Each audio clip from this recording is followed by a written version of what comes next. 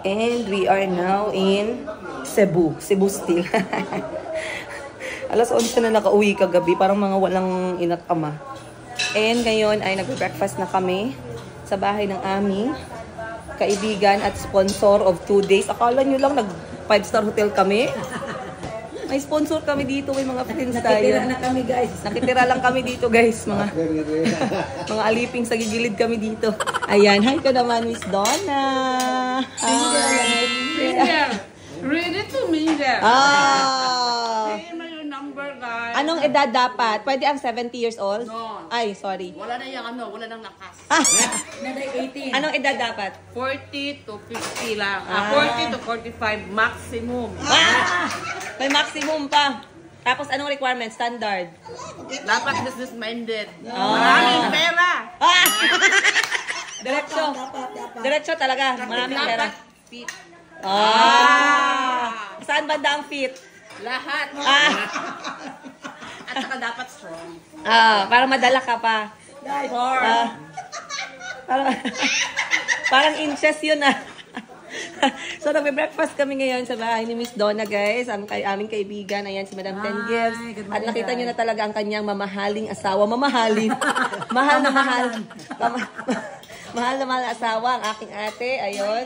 Morning. Ganda ng dress, oh. From Sheena Bangkok Wardrobe, oh. Sexy, oh. And then, ang ulam namin ngayon ay, ano to, Madam Ten Gibbs? Ito ay saan, guys? Ito yung shell nila dito sa Cebu. Bakit lumunok ka pa? Saang 5-finger shell. Okay, let me see. Anong ginawa? Adobo. Adobong saang. Sarap. And then meron tayong bistek Tagalog. Tapa. Meron tayong leftover from last week. Pansit. Hotdog at saka itlog. Sinangag. Marinate. Lemon ako.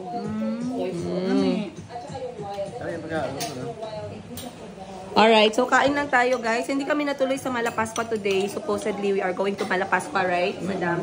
And anong nangyari? Bakit nga ba tayo hindi tutuloy sa Malapascua? Hindi kami natuloy, guys, kasi nakitaan ng low pressure area. May bagyo na pupunta pala. Papunta yung bagyo. Bagyong Dindo. So, hindi pa alam kung saan daan. So, better late than never. Better late than never or ano? Anong tawag? Better never than late. Precaution is better than Cure. So ngayon kakain lang kami and then magpaplano kami saan kami dito sa Cebu City. Pero once again, nandito lang kami sa Cebu City, guys. Sa lahat na nagtatanong, mag-reply na lang ako mamaya kasi maibigay daw sila. Mag-reply kasi maibigay. Hindi guys, oy, joke lang. Para ma-meet ko naman kayo at makapagpa-picture ako. So see you in a while. Eat muna tayo. Hello guys! Good morning! Ayan, medyo ano pa lang yung aking energy, nasa 60% pa lang. Pero I had a really good sleep. So right now we are here in Colon Street in Cebu City visiting this Yap San Diego Ancestral Home, possibly one of the oldest home in the Philippines. And of course, one of the oldest Chinese home dito sa Pilipinas kasi yung nakatira dito ay mga Chinese family and also Filipino family. Kaya tinawag na Yap San Diego. So let's move around. The feeling right now, guys, and the amoy right now is so antique and so ancestral. Tama ba? So ikot tayo dito. As you can see, ganyan ang kanyang itsura. Then they have also their furnitures, their artifacts, and also yung kanilang mga home decor, which is to believe na 95% of this home is authentic. So nakita niyo si ate, siya pa yung nasa painting dun sa likod. Very nice. When she was still young. Ang ganda. And look at this entrance, guys. Oh, baka swertehin tayo pag ginano natin. Knock-knock. Ang ganda. So, eto na talaga yung kanyang design. Kahit Chinese sila, merong mga... Ang maklaro ni mo sa Chinese because of the roof. Mura siya anak gamay. Okay. And then the roof tiles we have, it's like more than 1 kilo each piece. So it's interlocked within each other. Kanang anak-anak siya 1 kilo each piece? Each piece, yeah. So you can just imagine how heavy the yes. roof. Pero it withstood the typhoon and the katong earthquake, mura na siya nag-sway because we are, Oo. under this one is like kanang murag sa river pa man it's water. Kung mag-uwan, mubaha siya, anak siya sa kanang pillars mo, bambos ba. So putot na siya, knee deep na siya. Okay, nice. Very nice. So let's look at it from the outside and see. Then may mga souvenirs din pala dito sa labas. Actually, there are souvenir stores outside. So yan ang ate ko, guys. And let's look at it from the outside. Ayan. Tawid tayo. Para makita ninyo ang Yap San Diego Ancestral Home from the outside. Okay. Ah, Jerry! Wow! Kasi dahil sa bubong, that is one of the parang giveaway na Chinese home siya. So let's go back inside and visit the second floor. Ay, ang kapit niyo ba, sis? Oy, sis! Ana, Elsa, Basilio, Crispin! Leo, Crispin, I'm here. So let's go back inside and mag-move around. Tara na, te. Mag-move around. Yeah, wow, ang ganda. And pwede kayong magdala ng abaniko habang nag-iikot. Ayan. Abaniko, gusto mo? Abaniko, let's go. Saka parts? Akyat tayo. 95% is still authentic from this house. So, syempre, kailangan nilang i-renovate, kailangan nilang i-touch up yung mga konting sira para hindi talaga siya madayunan. Madayunan. Ay, ang ganda. Wow. In fairness, ha? Ayan. So, wow, eto naaalala ko. Naabutan ko pa to, guys. Hindi ko lang alam kung naabutan niyo ito, ha. Pero eto yung plancha na nilalagyan ng uling sa loob. It's a very, very amazing thing na na-experience pa namin to when we were very young.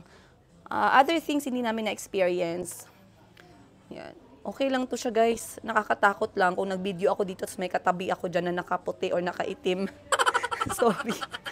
Okay, ang ganda.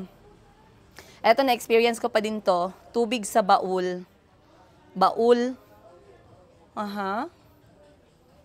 Wow. So, ang sabi sa atin ni ate is, this house is so strong that it withstand the typhoon at saka yung mga calamities na dumaan na dito sa Cebu. Ito naman ang kanilang bedroom.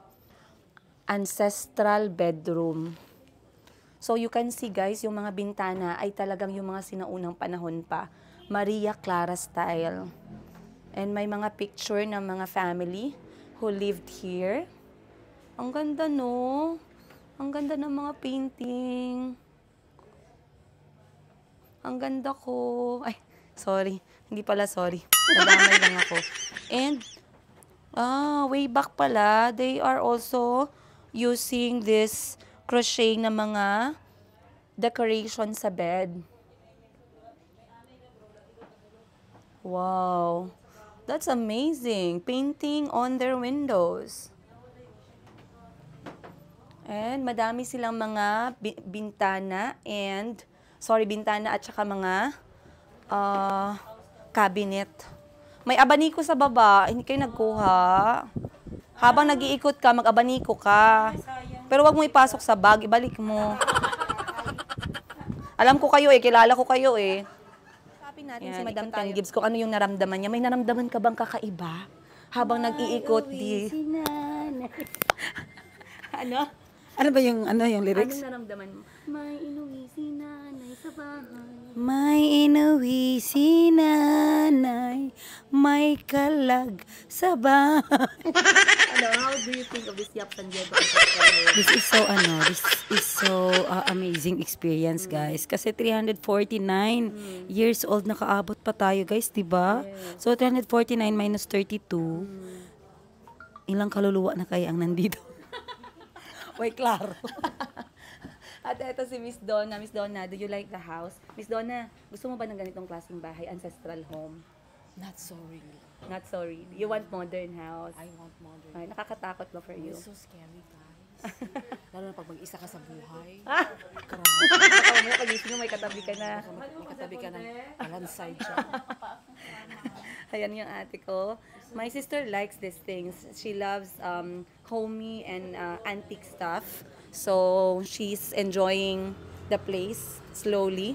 And lumingon tayo dito sa kanilang bintana. Wow! Cebu Heritage 2023. Look at this, guys. Wow! To be in this old window is so amazing. Hello! Good morning! Maayong buntag!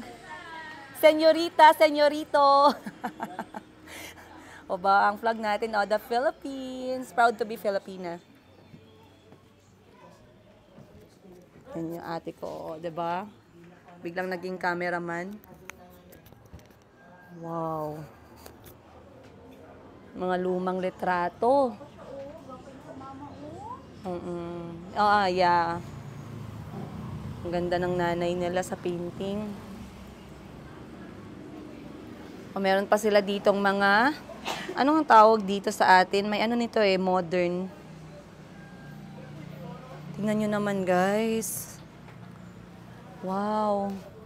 Tingnan nyo naman yan. Kita nyo yan? Sobrang hirap gawin ng mga ganitong disenyo ng upuan or kahit na anong klaseng furnitures, no? Ayan, no? Sobrang ganda. Eto, I have an experience with this. Ito ang tawag natin sa atin ay sungka. I grew up with my sister, Madam Sheena, playing sungka. Pero naglalaro kami sa may lupa, hindi sa kahoy. Pero sobrang ganda. It brings back memories. Sobrang nostalgic. Kita nyo guys yung mga cabinet. Ayan. Paano mo malaman na antique ang isang cabinet? Pag ganyan na yung kulay niya at amoy bukbuk na siya. Amoyin natin together. Amoy bukbuk na nga talaga guys. Pero matibay. Hindi sira. Gamitin ko lang tong abaniko ko bago ko ipasok sa bag. Ay, hindi pwede ipasok sa bag nga. Ano ba?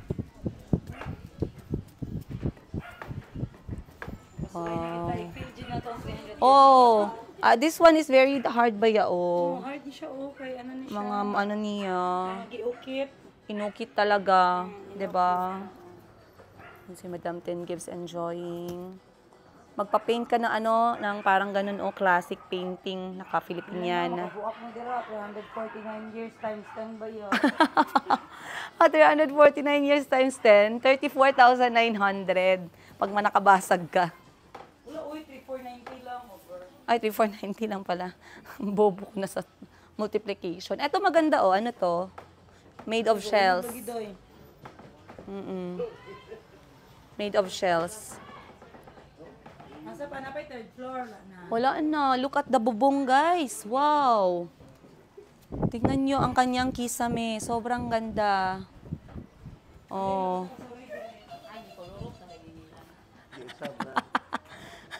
Wait lang. Punta tayo dito na side.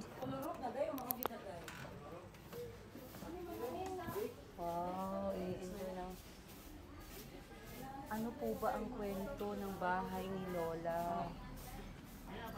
Yan lang. Okay na natira. This is a Chinese merchant house with a mixture of Spanish vibes. Ginawa itong Chinese merchant era before and was built on 1675. So 300 plus years na siya.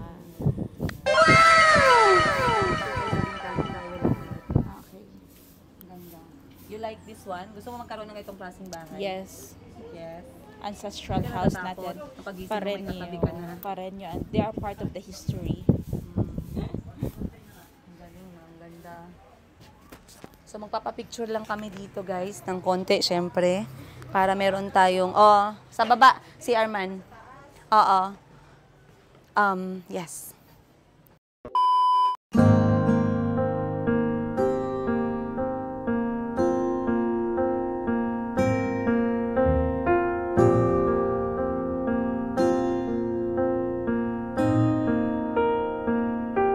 An amazing experience to be here. And right now, we are going outside to the souvenir shop na nasa harap lang nitong Yap San Diego Ancestral Home. Let's go! Baby, guys, oh. Binilan niya na naman si Auntie Christine. Number 1 talaga yan sa listahan niya. Hindi, nakita ko earrings. Favorite niya kasi earrings. Oo. Thank you, madam. Grabe yung longgaw ni madam sa Cebu, oh. Wow. Wow.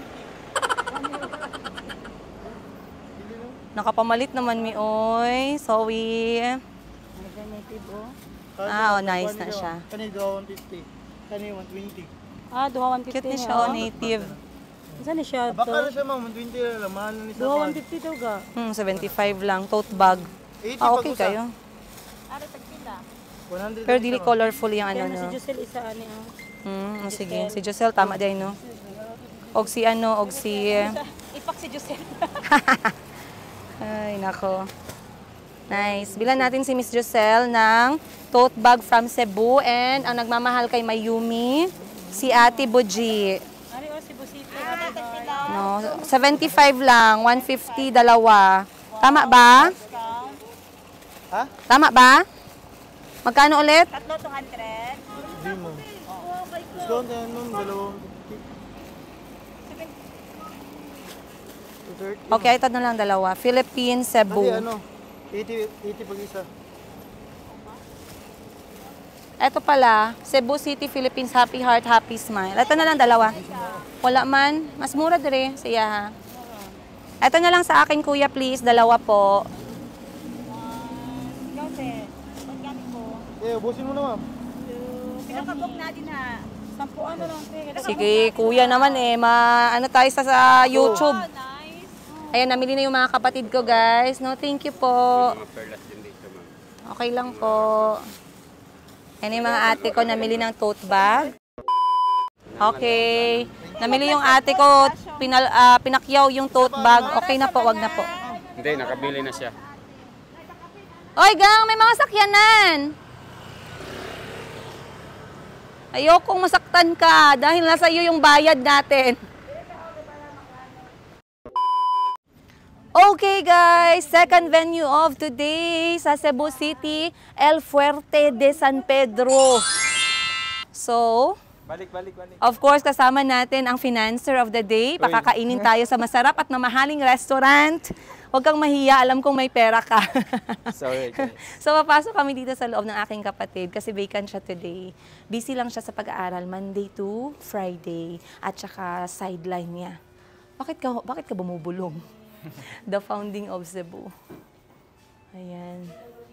Fort San Pedro in the past. Wow. So, ang dami pa pala mga historical places, no? Yung original. Ang dami pang historical places dito sa Cebu City. Ah, para pala to sa mga Espanyol. Para sa inyo to pa. Kasi para inyo yung apelyido namin, yung lolo namin ang may dugong Espanyol.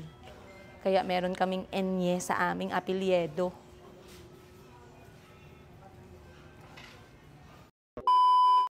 Happy birthday na. Happy birthday. Happy birthday, no?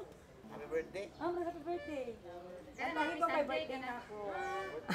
Oo, salamat.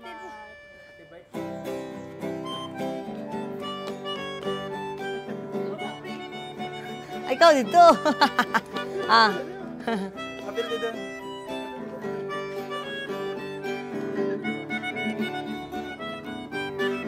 Happy birthday! Happy birthday. Happy birthday! Happy birthday. At asang birthday celebrant? Happy... Yaba yung birthday ni. Sayawan na to, sayawan na to. Maligayang bahay. Asa na siya ka? Ay, gusto birthday mo. Naway maligaya. Lagi. Masaya. Maligaya yun.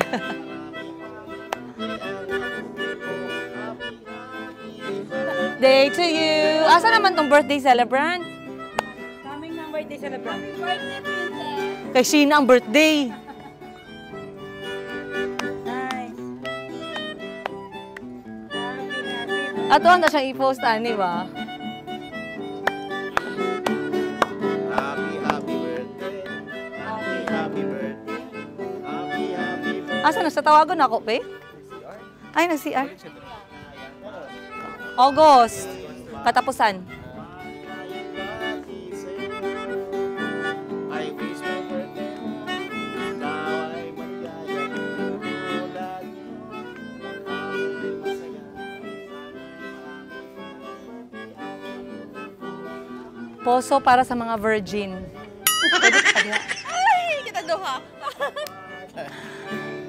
Sa'yo. Yay!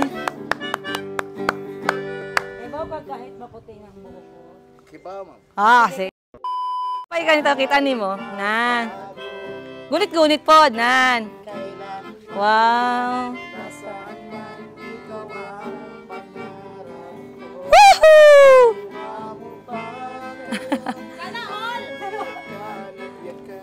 Agoy, kalambing. Hanggang sa Tanda natin nagtatanong lang. sa'yo, ako ba kaya'y Wow! Kabalo si Jerry, oh! Hag na hag. Buhok ko.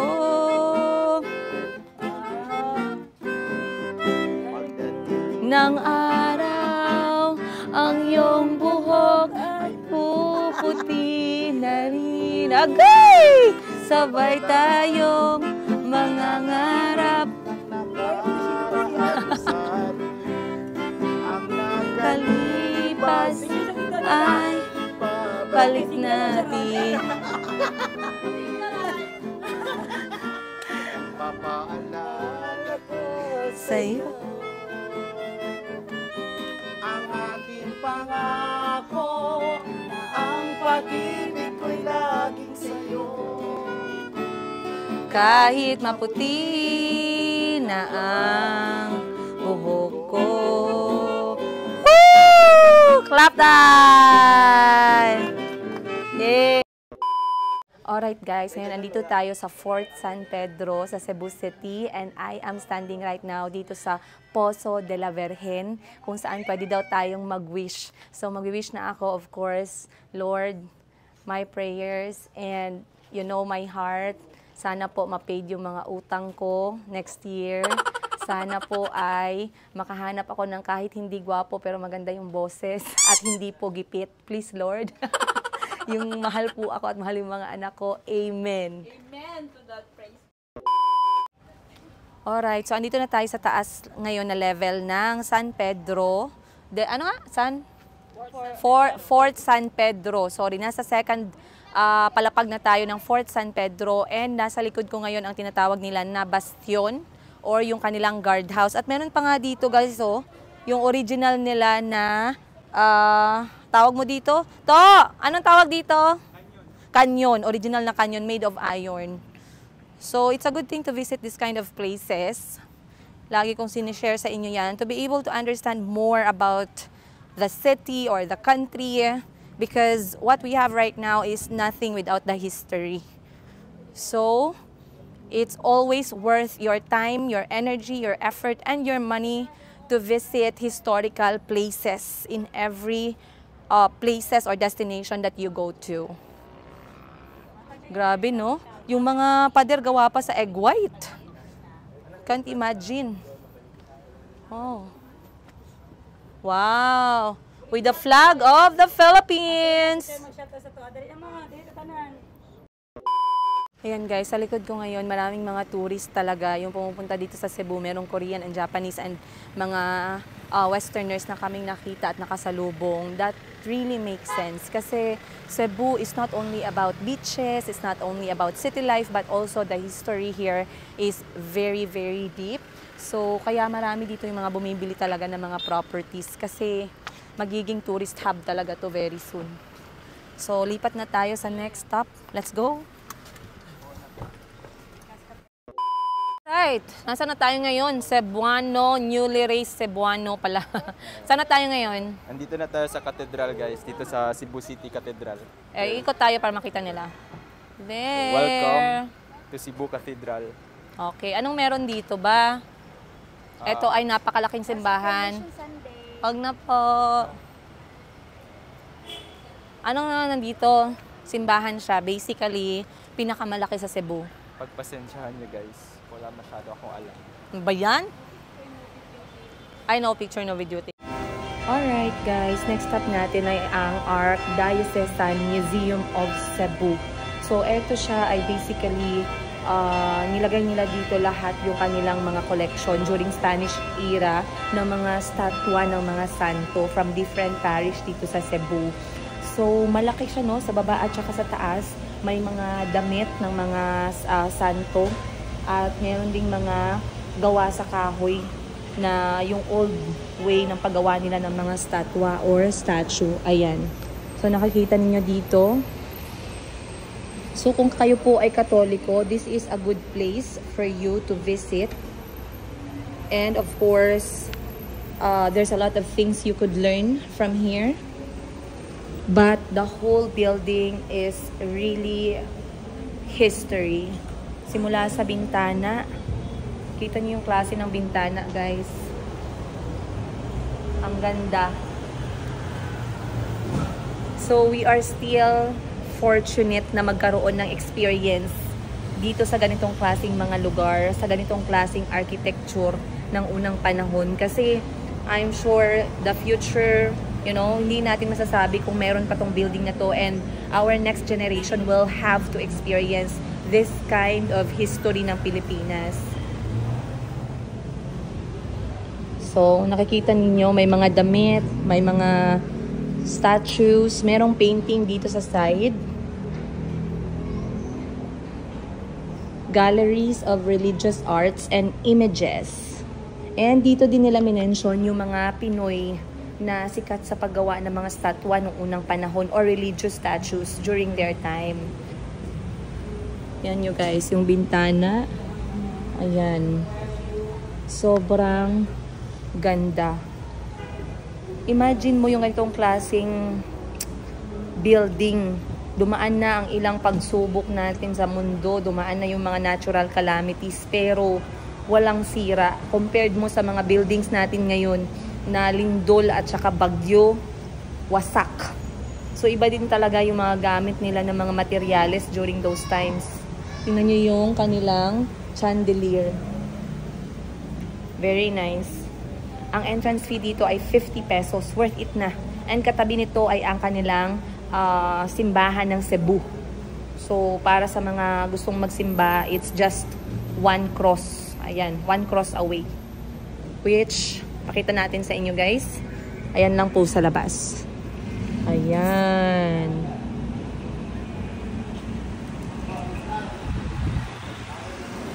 Palalabas na ng simbahan yung mga kapatid nating Kristiyano, Katoliko.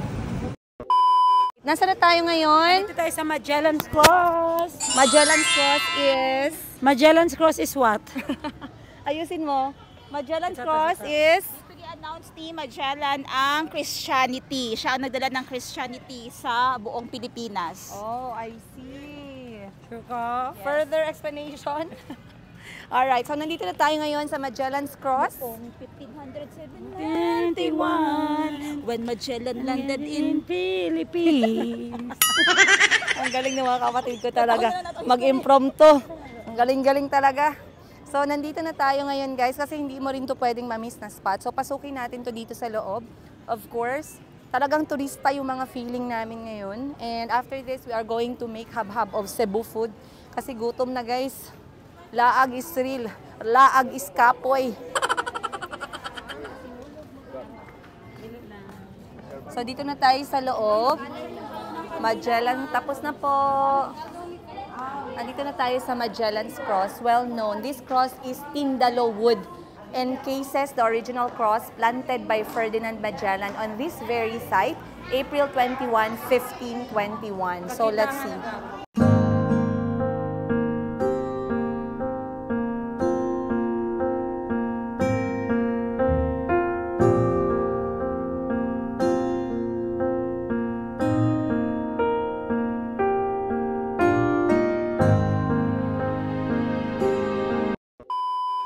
So yung ginagawa ng mga tao dito ay nag-aalay sila ng kandila sa cross. So may mga nagbebenta ng kandila sa labas and then pwede ka ring parang meron silang pa-prayers kung gusto mong magpa-pray for your family. Yan yung mga services. But finally, I'm able to see this one kasi dati, sa aklat ko lang to ng Hekasi nakikita. Tama ba? Hekasi, no? Yung mga bata pa tayo. Hekasi. Sibika at kultura. Sibika at Kultura. Naka-ano lang siya, naka-picture and then printed on the book. Ayan. Wow, ang ganda. Picture kayo dyan. Harap sa Lion's Beach nga, lami nga kaunan. How do you feel that you saw Magellan's Cross? I felt it for twice na already. You felt it a lot of times. And what did you learn? I learned that when you're hungry, you have to eat. So you have to take photo quickly. Tama. Siyempre, iba pa din ang mga taong palamunin. Tagasunod lang sa tagabayan. Kasi marami pa tayong itinerary. Dikit ka dito banda kay Tito yung financer. Ang dami pang Ayan, pupuntahan. financer, oh. Yung financer namin, nakasale yan ng ano ba? 10.5 10.5 million. 10.9 kulang. Chung! Plus 400,000. Ching, ching, ching. Ayan, yung kanyang biggest breakthrough ngayong Yes. 2024. Nakabenta yung kapatid ko ng bahay worth. Yes, and we are very 10. proud of him. Very proud. And we are very sip-sip of him because we are waiting for the Europe trip. Yes, Europe trip. Nagkatawa na Nothing siya, is guys. impossible, guys. Yes, nothing is I want to impossible. bring Alhamdulillah. That's it. Tawag niyan? Manifest. Manifesting and Faith positive goals. mindset. But first, you should be healthy. You have to take your medicine and supplements And pay your insurance and pay your company. insurance. Let's go.